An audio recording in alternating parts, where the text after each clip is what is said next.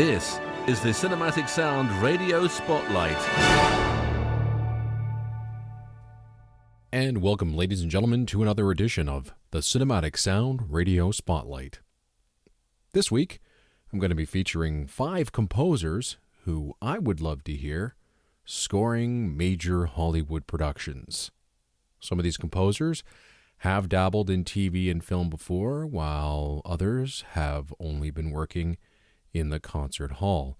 All 5 of these composers write in a style that I would love to hear more in Hollywood features today. I grew up listening to the music of John Williams, James Horner, Jerry Goldsmith, Alan Silvestri, Danny Elfman, and many others. But one thing that they all had in common is that they wrote lyrical, thematic, colorful scores, and the 5 composers that I'm going to present on this very special show, I think can bring that sort of music to the table if they ever got their big break. Now, during the course of the week, you're most definitely going to be comparing these composers' work to others. Some like to use the word pastiche. I'm going to warn you right now, I hate that word. I know what it means, and you might characterize some of the work you hear this week as mere imitations of others' work, but pastiche is an ugly-sounding word that is used often by critics as a negative connotation, so I'm going to steer clear of that word. All right, now that we've cleared the air with that, let's begin the program as we open up with music from Kevin Kaska. Now, who is Kevin Kaska? Well, he's an American composer, arranger, record producer, and conductor. He's one of America's leading young musical talents. His orchestral compositions, arrangements, and orchestrations have been played by over 50 symphony orchestras worldwide, including John Williams and Keith Lockhart with the Boston Pops Orchestra, St. Louis Symphony, London Symphony, Royal Scottish National Orchestra, the New Zealand Symphony Orchestra, and many more. He's orchestrated for Academy Award-winning composers. In 2012, he orchestrated music for Michael Dana's Life of Pi. Film composer John Debney asked Kaska to orchestrate his music into a 70-minute concert choral symphony based on the themes he wrote for the Mel Gibson film The Passion of the Christ. Kaska has also worked for John Debney, Joel Goldsmith, Steve Jablonsky, and Hans Zimmer, just to name a few. In 2008, Kaska was asked to score the music for the film Jump, directed by Joshua Sinclair. The film stars Patrick Swayze, and in 2012 he worked on the film The War of Vendée.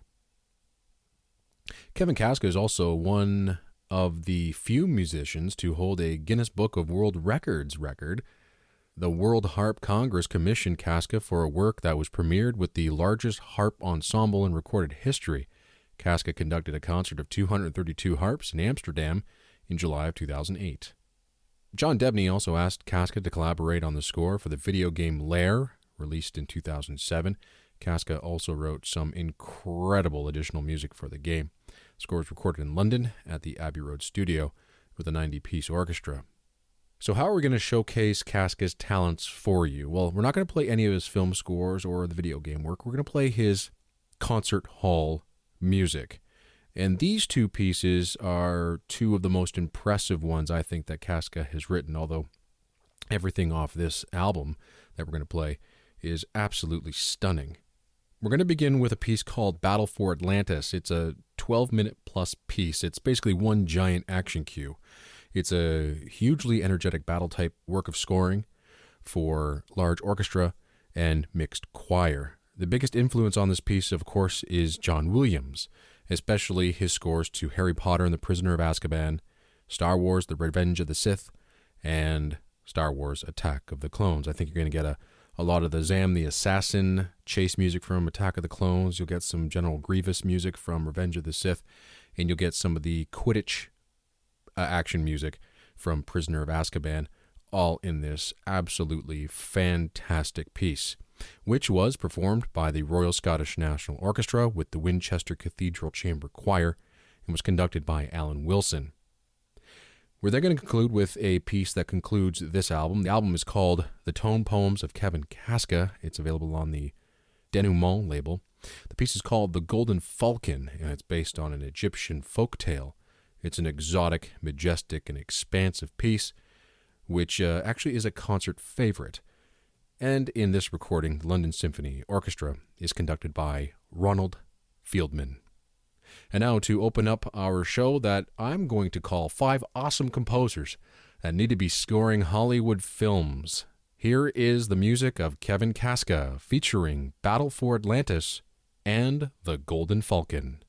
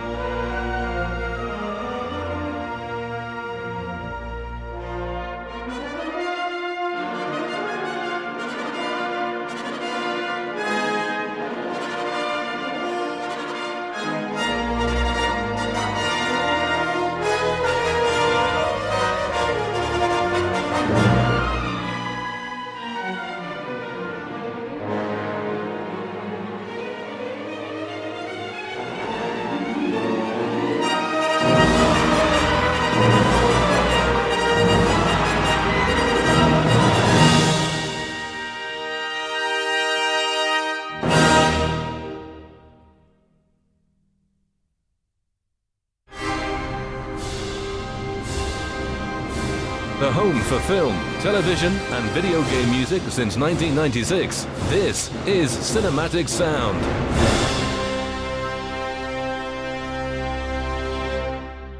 Welcome back to the Cinematic Sound Radio Spotlight.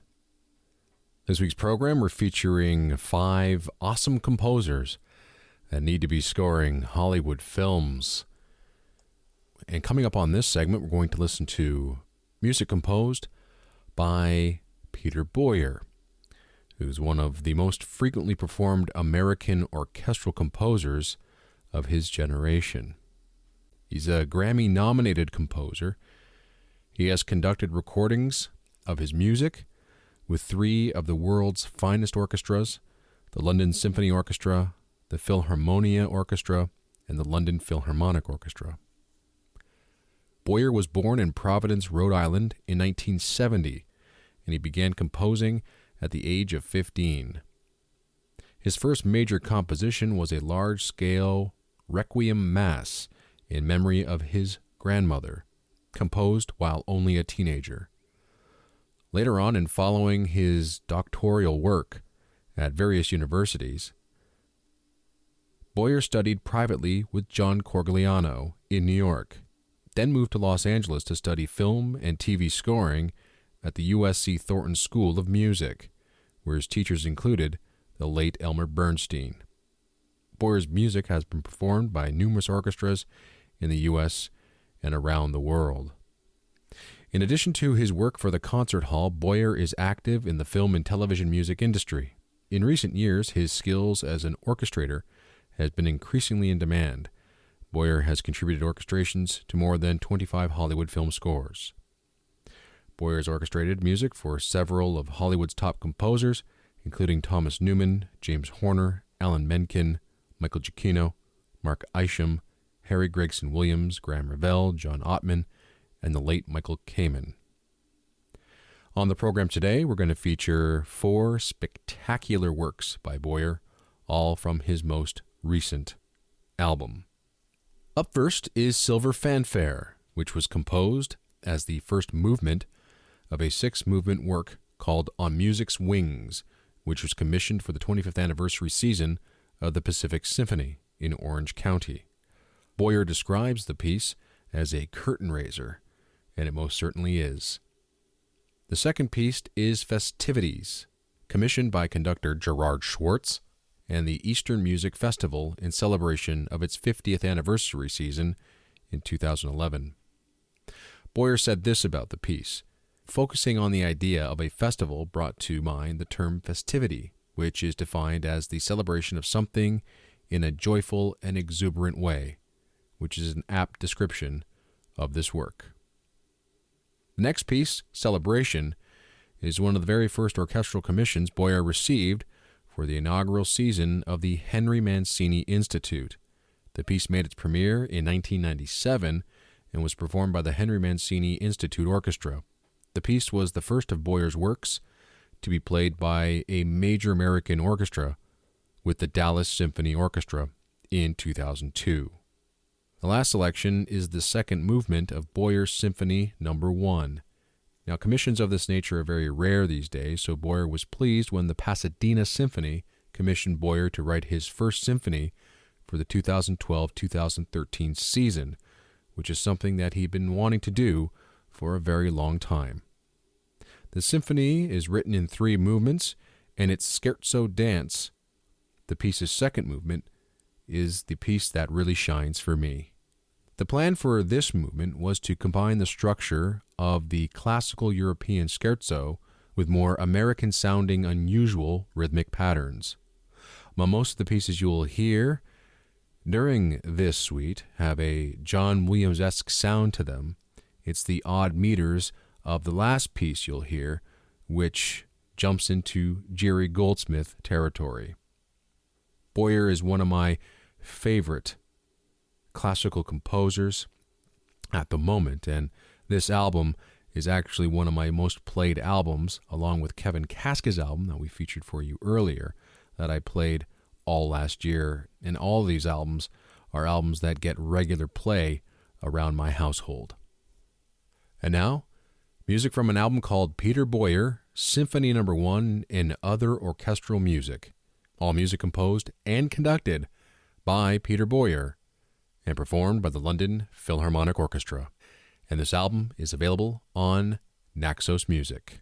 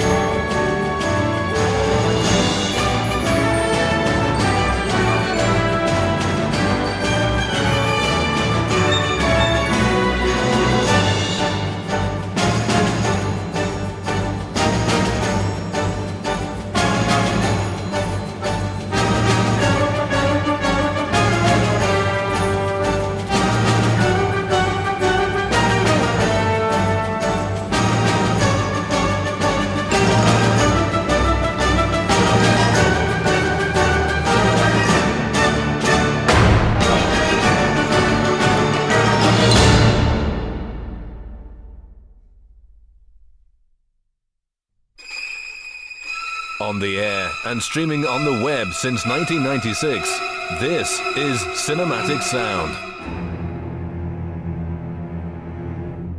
Welcome back to Cinematic Sound Radio.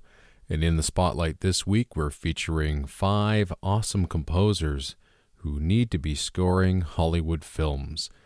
My name's Eric Woods. I really hope you're enjoying the program.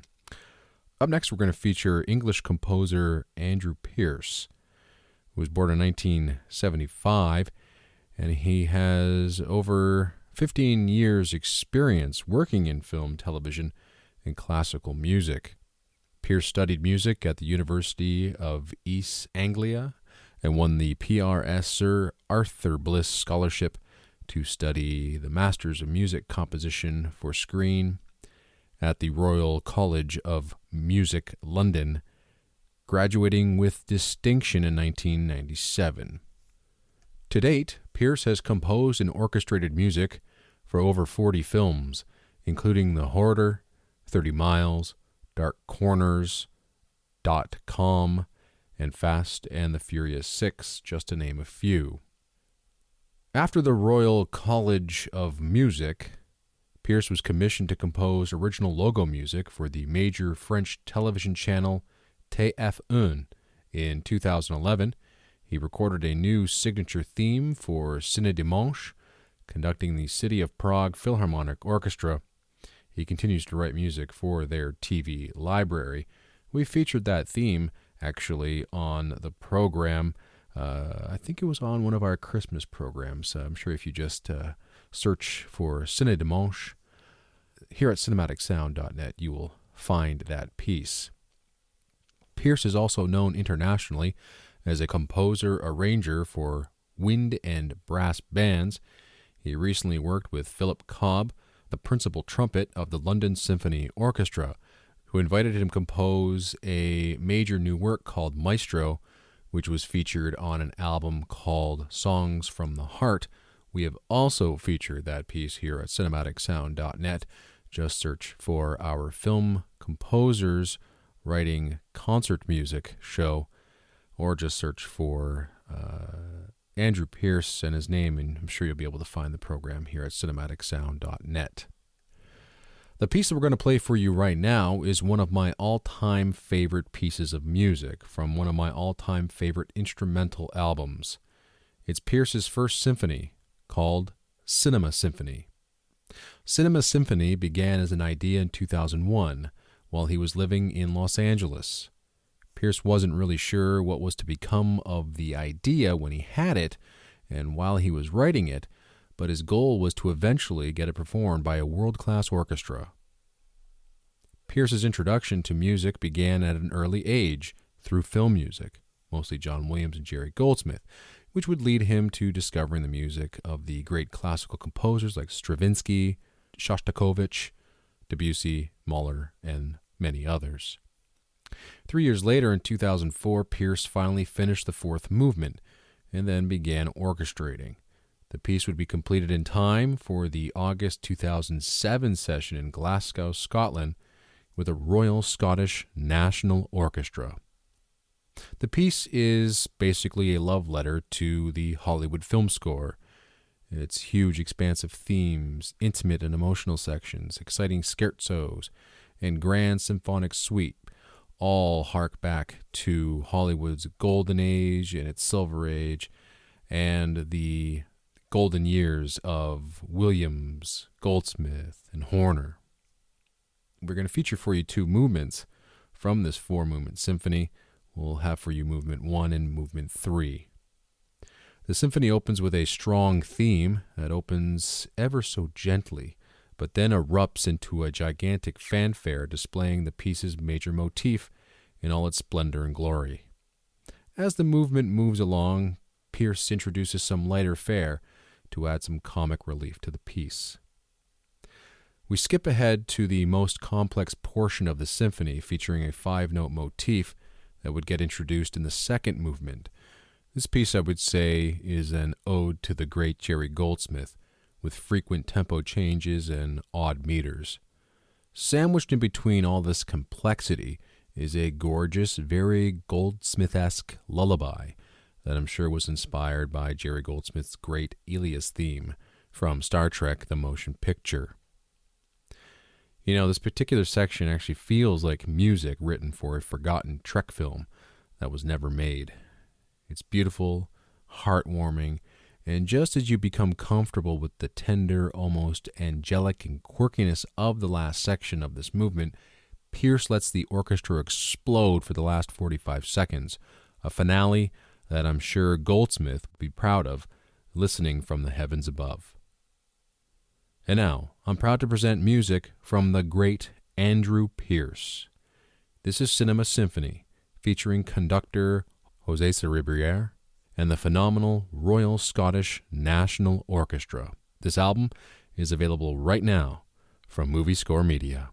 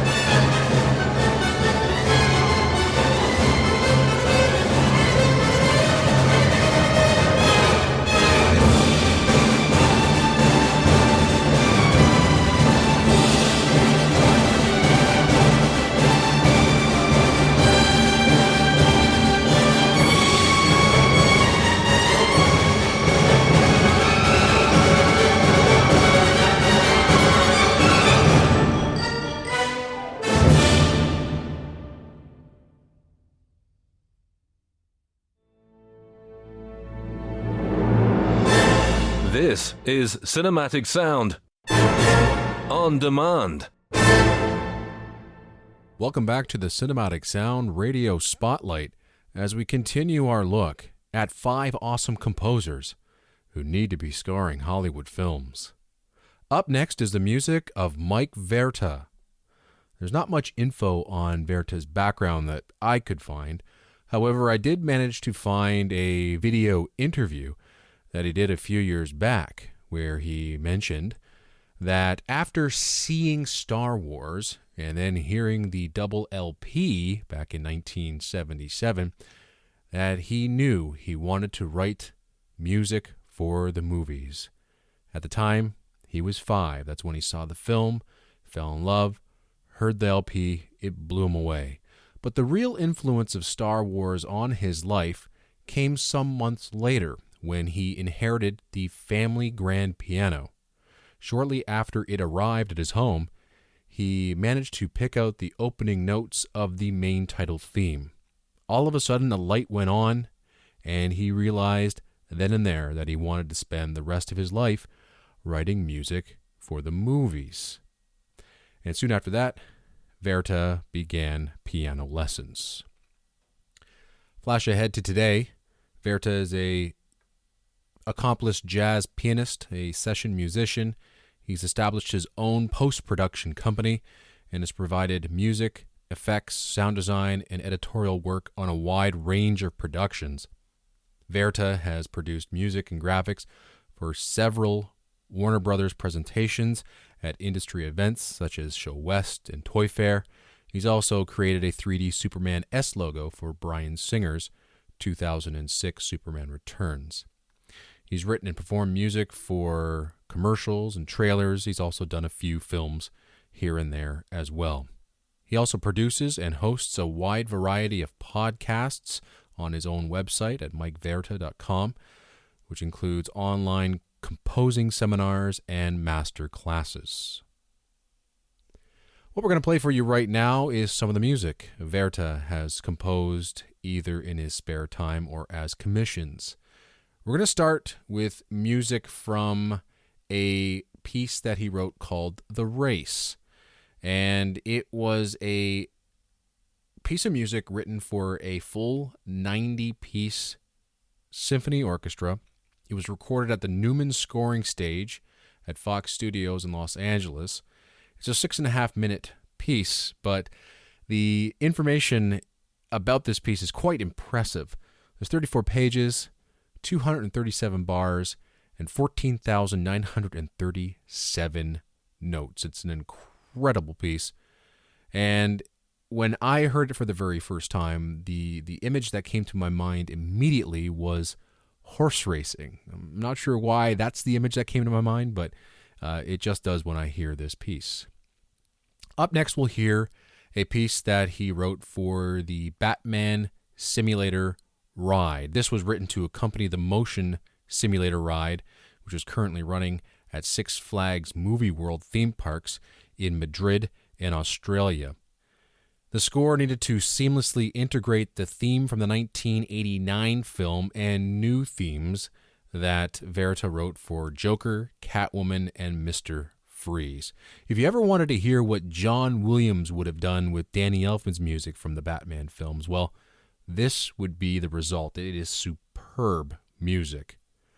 Lastly, we're going to hear a spectacular piece of music that Verta wrote for Warner Brothers called The Sound of Movies. Here's what Verta had to say about the piece on his website. For years, I was fortunate to have been asked to write the music for Warner Brothers Pictures Show West presentations. These were always grandiose commissions, which employed a large orchestra and required weaving quintessential movie moods together in pure Hollywood fashion. Often set against a backdrop of some of the most iconic moments in film history, these pieces were always great challenges and great fun. What we're going to hear right now is, as I said, the piece called The Sound of Movies, which was the second score that Verta composed for Warner Brothers and Show West. And now, 3 impressive pieces of music composed by Mike Verta. The Race, the Batman Simulator Ride, and Warner Brothers' The Sound of Movies.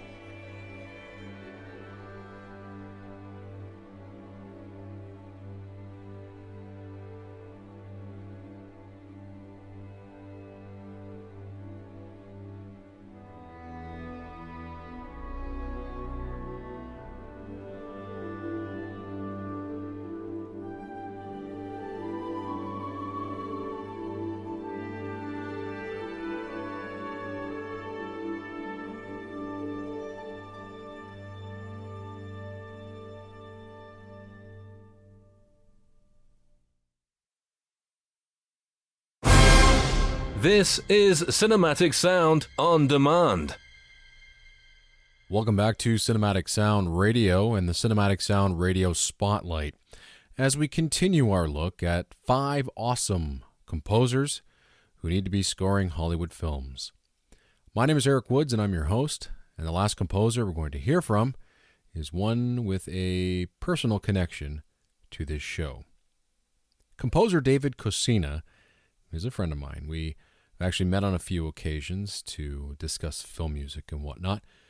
Coscina is also Cinematic Sound Radio's in-house composer, if you will, and I hope David doesn't mind me giving him that little title. He's graciously provided Cinematic Sound Radio with its own unique musical voice for the past couple of years, when I retired the 20th Century Fox fanfare from the beginning of each program and replaced it with a custom fanfare David wrote for me. Over the past few years, David has written some super variations on that theme, whether for my Christmas or Halloween episodes or the In the Spotlight theme, which you heard off the top of this program. I'm so honored to have him writing music for me. It's a great thrill whenever I get to hear a new piece by David. In addition to the fanfare, he's written some spectacular music, and it's sad to see such a fantastic talent go unused or unnoticed. So I hope that in some small way this program can bring some exposure to David's wonderful work. So, who is David Coscina? Well, David grew up with music in his home and was exposed at a very early age to a broad spectrum of music genres. But it was the orchestral music, specifically soundtracks, that resonated most with him. At 10 years of age, David began playing the piano and composing.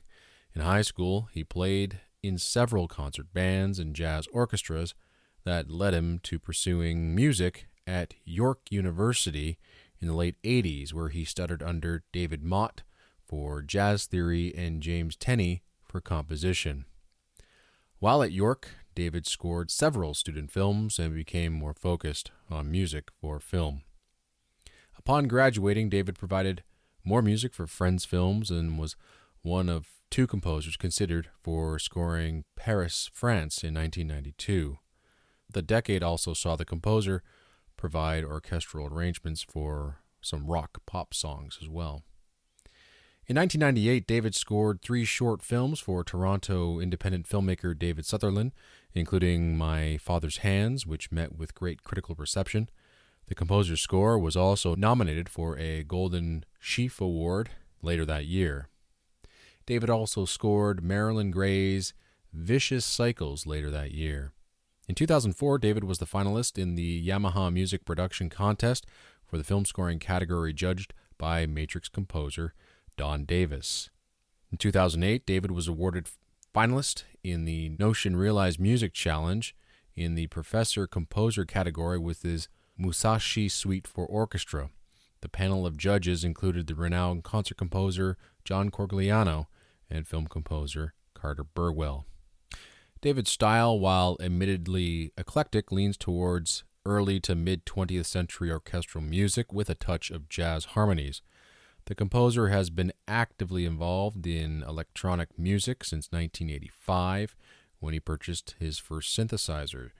David's film music influences are John Williams, Jerry Goldsmith, Bernard Herrmann, Lalo Schifrin, John Barry, and Elliot Goldenthal, and his orchestral influences are Mahler, Prokofiev, Shostakovich, Stravinsky, Debussy, Ravel, and minimalist composer John Adams.